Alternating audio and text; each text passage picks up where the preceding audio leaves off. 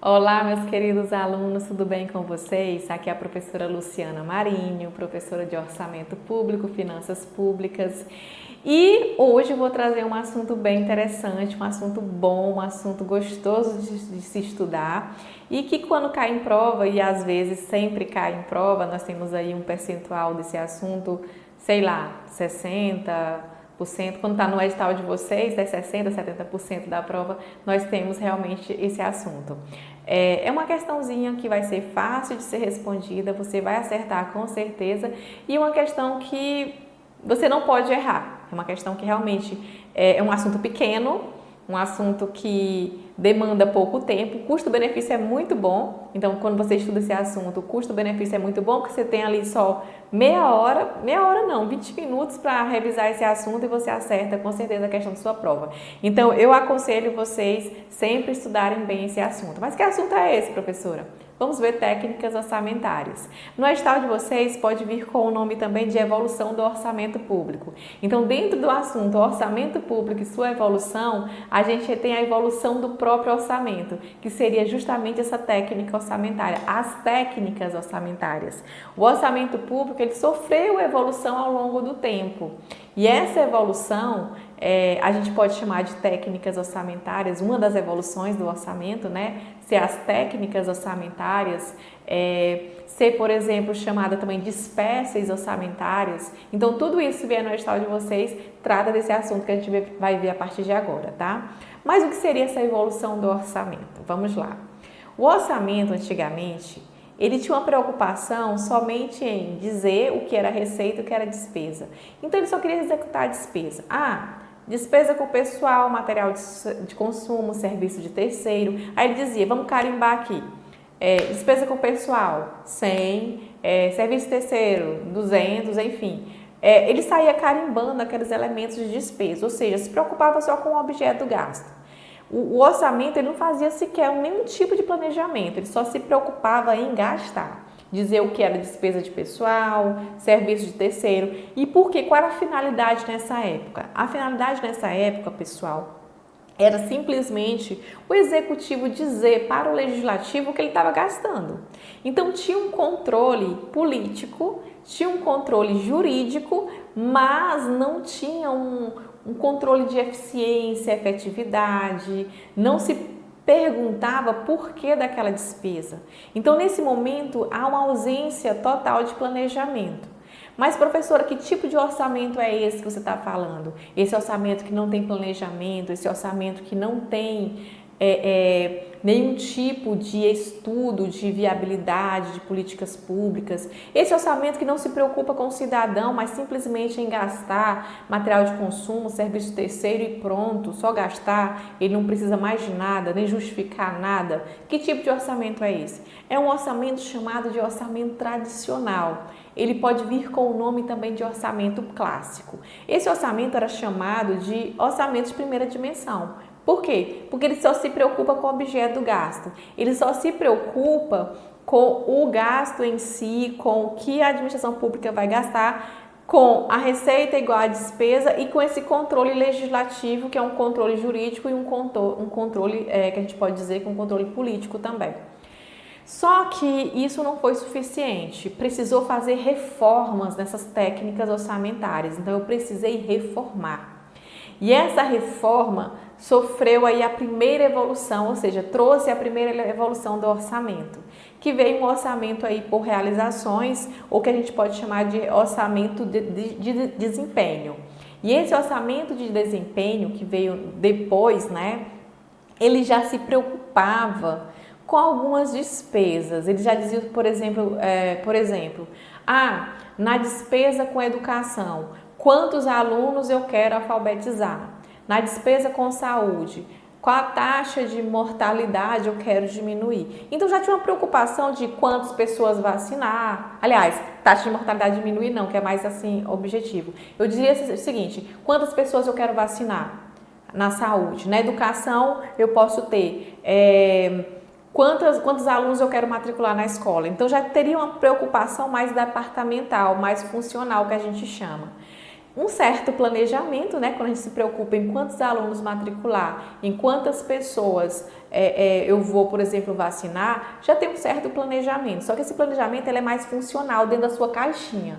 Por exemplo, é quando eu falo de Secretaria de Saúde, Secretaria de Educação, Secretaria de Segurança Pública, cada um fazendo ali seu planejamento. Qual é o problema desse segundo tipo de orçamento público ou técnica orçamentária?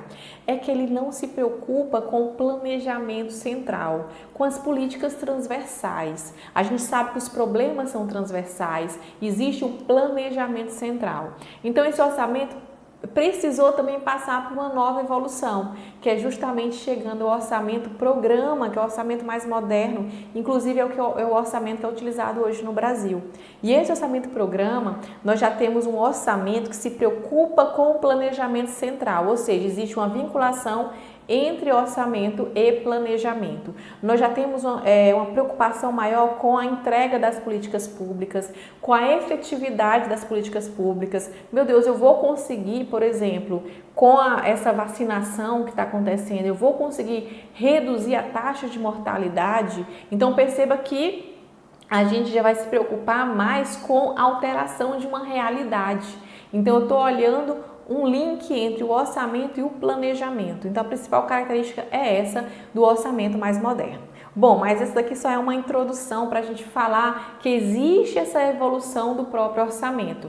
E ela vai desde o orçamento de primeira dimensão, que é aquela que se preocupa com o objeto de gasto, que a gente pode chamar de orçamento tradicional ou clássico, vai para o orçamento de segunda dimensão, que a gente pode dizer que existe também uma preocupação com o objeto do gasto, mas é secundária, porque existe uma preocupação com um programa de trabalho, mas mais na sua caixinha funcional. E é por isso que é um orçamento chamado de orçamento por realizações, orçamento funcional, pode ser chamado de orçamento departamental também, orçamento de desempenho. É também o nome mais visto nesse de segunda dimensão, que sofreu mais uma evolução e chegou no de terceira dimensão, que é uma preocupação, por exemplo, com a política pública em si, com a entrega, tem uma preocupação com o objeto do gasto, com o programa de trabalho, mas nós temos um planejamento a ser feito nesse orçamento de terceira dimensão.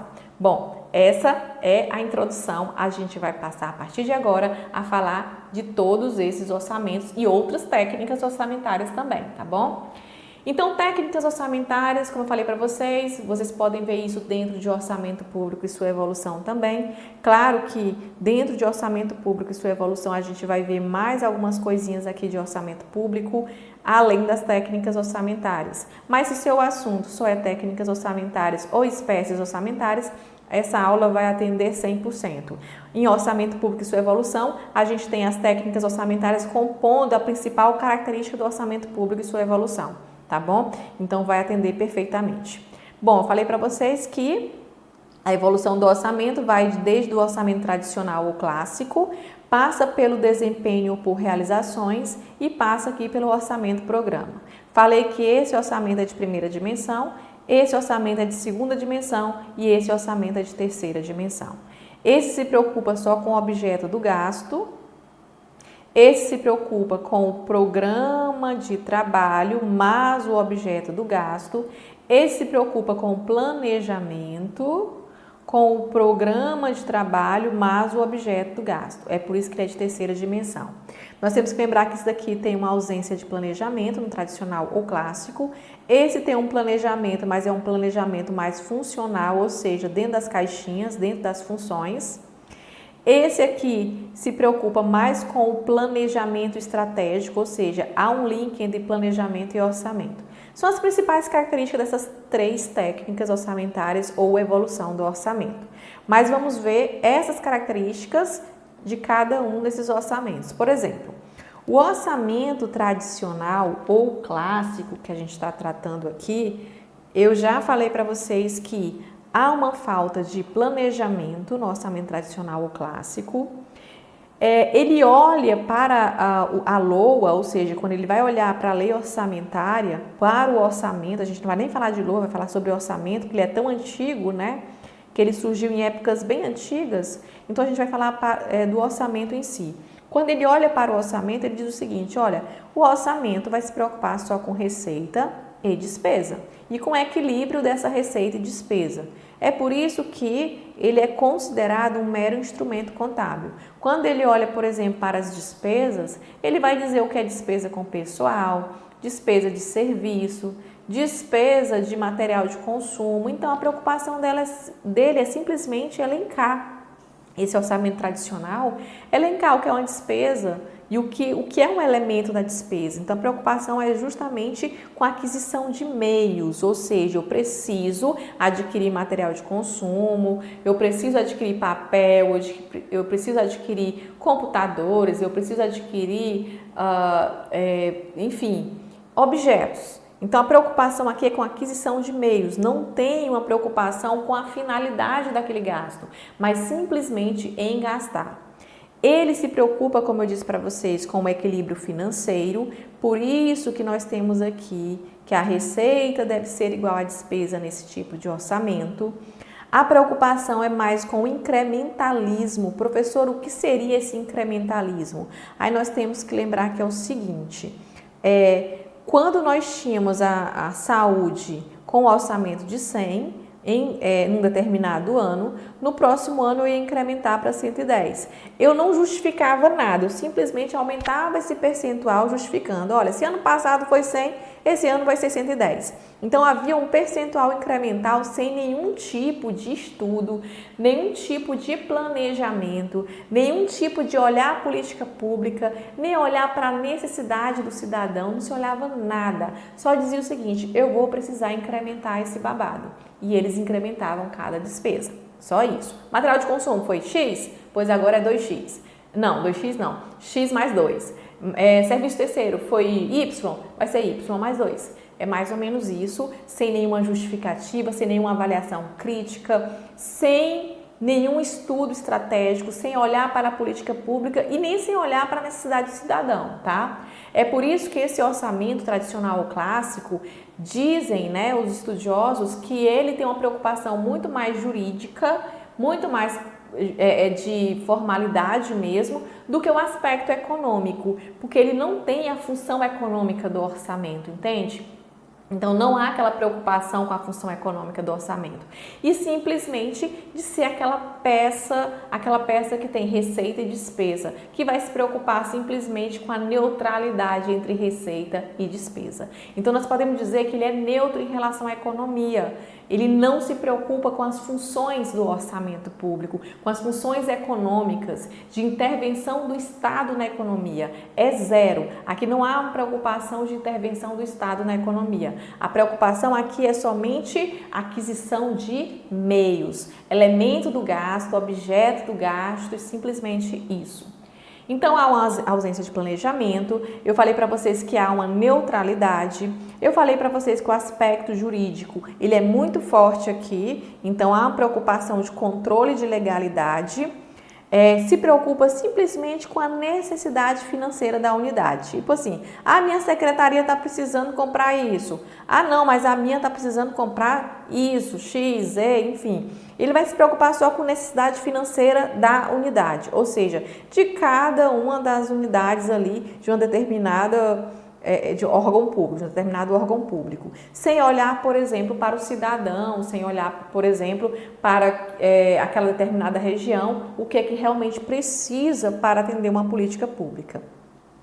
Tem uma classificação por, aqui não é pró, tá, pessoal, é por unidades administrativas e elemento da despesa, não faz aferição de resultados e há um controle de legalidade que o Poder Legislativo faz em relação ao Poder Executivo. Então, é somente isso. Se a banca de vocês cobrarem, vai cobrar uma dessas características. Então, a principal, falta de planejamento. Outra característica que é muito assim recorrente em prova, instrumento contábil, aquisição de meios. Quando a gente fizer questões sobre esse assunto, você vai ver que vai cair basicamente esses conceitos aqui que a gente tratou ao longo da aula.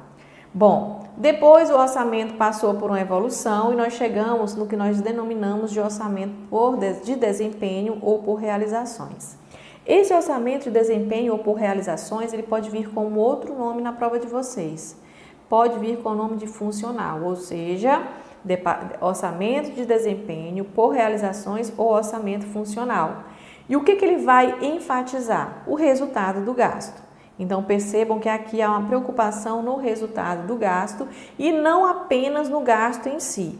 Há uma preocupação com o objeto do gasto? Há, mas essa preocupação ela é o quê? Secundária. Essa preocupação com o objeto do gasto é secundária. A preocupação maior no orçamento de desempenho ou por realizações é com o programa de trabalho. Então, a preocupação realmente grande é com o programa de trabalho. Aí nós temos que lembrar que essa classificação, ela pode ser chamada de funcional e é por isso que ela pode ser uma classificação por funções, atividades e tarefas governamentais. Então, essa classificação ela vai ter essa ênfase. E isso José Afonso da Silva pontuou muito isso, né? Ele disse que o orçamento por realizações ele vem como um primeiro passo de reformas das técnicas orçamentárias para justamente deixar de tratar o orçamento como um mero instrumento de registro de receita e despesa e passar a aperfeiçoar a eficiência do setor público, trabalhando as despesas por funções, por tarefas. Por exemplo, quando eu citei para vocês, se eu vou tratar sobre educação, eu vou tratar de quantas crianças eu vou alfabetizar. Se eu vou tratar, por exemplo, de saúde, é tantos doentes a atender. Então, percebam que eu me preocupo com certas tarefas, eu me preocupo com certas atividades governamentais. Esse orçamento, ele também é chamado de orçamento por desempenho organizacional. E a principal característica dele, pessoal, é essa vinculação, essa desvinculação aqui entre planejamento e orçamento. Ou seja, se eu estou preocupada, setor público, somente em vacinar pessoas, em alfabetizar crianças, eu não estou preocupada em mudança de realidade. Então, não existe uma vinculação entre meu orçamento e um planejamento central. Esse planejamento central seria o próprio PPA, então não existe essa vinculação entre o orçamento e o planejamento central. Então, o que cai na prova de vocês basicamente é isso. Quando cai, a principal característica é essa desvinculação entre o orçamento e o planejamento central, tá bom? Então, muito cuidado com esse detalhe. Bom, mas antes de entrarmos no orçamento programa, que é outra evolução que acontece no orçamento, nós vamos falar do orçamento base zero. Por quê? Porque o orçamento base zero também é uma técnica orçamentária que cai muito em prova. Lembrando que o orçamento base zero é um orçamento que a gente pode considerar como uma técnica do orçamento programa. Então, o orçamento ele vai passar por uma evolução, vai chegar no orçamento programa e o orçamento base zero basicamente pode ser uma técnica do orçamento programa, tá bom? Então, eu vou falar rapidamente do orçamento base zero e depois a gente entra no orçamento programa, tá? Lembrando que esse orçamento base zero não é evolução do orçamento de desempenho para antes do orçamento programa. É uma técnica orçamentária do orçamento programa segundo a doutrina, né? Os livros falam que o orçamento base zero é essa técnica do orçamento programa, tá bom? Então, muito cuidado. E o orçamento base zero, ele pode vir com o nome de orçamento base zero ou orçamento por estratégia. O que seria esse orçamento base zero? É uma análise mais crítica de todos os recursos, então todos os recursos públicos que serão executados no orçamento, ele precisa passar por um crivo mais crítico. Exemplo, eu vou fazer no orçamento base zero, todo ano eu vou começar tudo do zero. Mas eu considerei a saúde 100, educação 200 ano passado. Não interessa. Esse ano eu vou analisar todas as minhas despesas e vou ver o que é que eu preciso para a saúde, educação, de acordo com a justificativa que eu encontrar. Então, percebam que no orçamento base zero, nós temos análise de todas as despesas, análise de tudo que possivelmente vai entrar no orçamento e eu vou ter que justificar cada despesa. Ele é um orçamento que a gente pode dizer que não tem direito adquirido, ou seja, tudo que aconteceu no orçamento passado, eu não vou considerar no orçamento base zero, vou começar tudo do zero, tá? Pode ser que alguma coisa fique assim, a gente pare totalmente a partir do momento do orçamento base zero, quando eu consigo justificar que aquela despesa não é mais necessária. Então, o orçamento base zero ele vai te dizer o que é uma despesa necessária e o que não é uma despesa necessária. Por isso que é um orçamento chamado também de por estratégia. Vamos lá para as características. Análise crítica de todos os recursos, justifica o orçamento e cada despesa que será gasta. Todas as atividades identificadas e classificadas vão ser classificadas em ordem de importância. Então, ele vai dizer, por exemplo, eu vou investir numa atividade X e eu vou investir numa atividade Y. Só que ele vai dizer que X tem uma importância maior que Y. Então, ele vai elencar, classificar isso por ordem de importância. Gente, por ser um orçamento que critica tudo, que justifica tudo, que precisa analisar tudo, ele é um orçamento considerado custoso, um orçamento considerado demorado e geralmente ele acontece quando a administração pública quer conter gasto. Por quê? Numa contenção de gasto público, a gente tem que priorizar. E o orçamento base zero é ideal nesse contexto de contenção de gasto. Por quê? Porque ele vai conseguir justificar, elencar todas as atividades identificadas e colocar ali o grau de importância. Então, isso é o que a banca pode cobrar de vocês em relação ao orçamento base zero. Lembrando que ela é uma técnica orçamentária do próprio orçamento programa. Professora, mas o que seria o orçamento programa? Aí nós temos que lembrar que o orçamento programa passa por uma evolução. Depois do orçamento de desempenho, a gente chega no orçamento programa. E o orçamento programa, pessoal, nós podemos dizer que no Brasil, a Lei 4.320 trouxe determinações que pode ali estimular, que dizem, por exemplo, que a LOA, a 4.320 traz, né, que a elaboração da LOA precisa cumprir alguns tipos de mecanismos que envolvem ali um certo orçamento programa, ou seja, estimulou a sua adotação. A 4.320 trouxe estímulo da adotação do orçamento programa. Mas se a gente olhar realmente o Decreto-Lei 200 de 67, a gente viu que tal modelo ficou muito explícito no Decreto-Lei 200.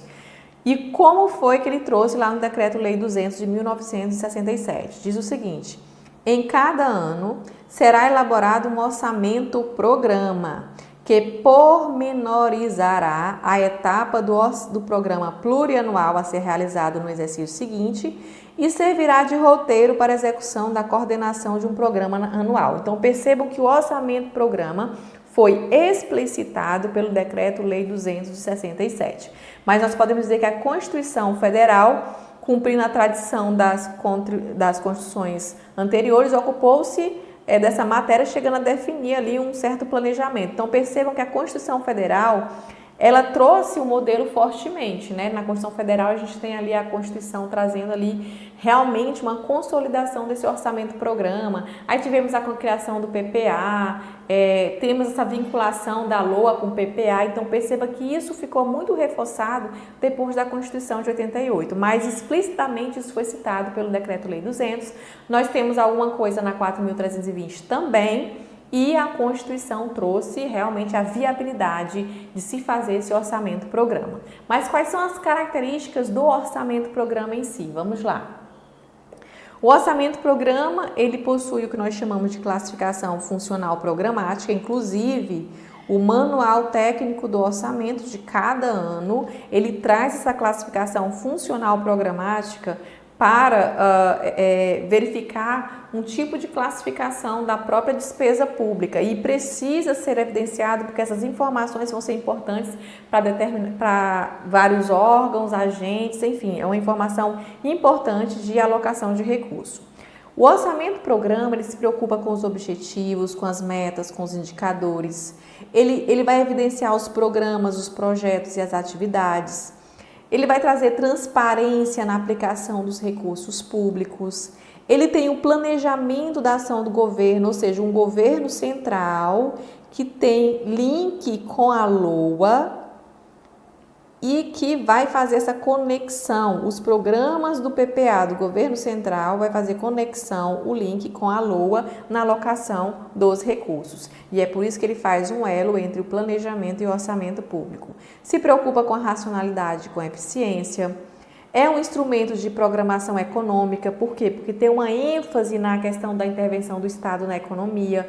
Ele utiliza a função alocativa, distributiva, estabilizadora para promover o orçamento público. A gente pode dizer que tem questões de banca que cobra muito, dizendo o seguinte, olha, o orçamento programa, há uma preocupação muito grande com as funções econômicas do governo, do Estado, e a função econômica, ou seja, a função econômica do orçamento, ela é muito maior do que a questão da função jurídica, da função mais contábil. Então percebam que existe essa relevância maior de efetividade, de eficiência, de entrega, de se preocupar com o cidadão, se preocupar com as políticas públicas, ter metas, indicadores, conseguir mensurar o impacto de uma entrega. Por mais que seja difícil mensurar o impacto de uma entrega, o orçamento programa, ele tenta mensurar esse impacto de entrega. Então percebam que é um orçamento que vai ter suas dificuldades, porque não é fácil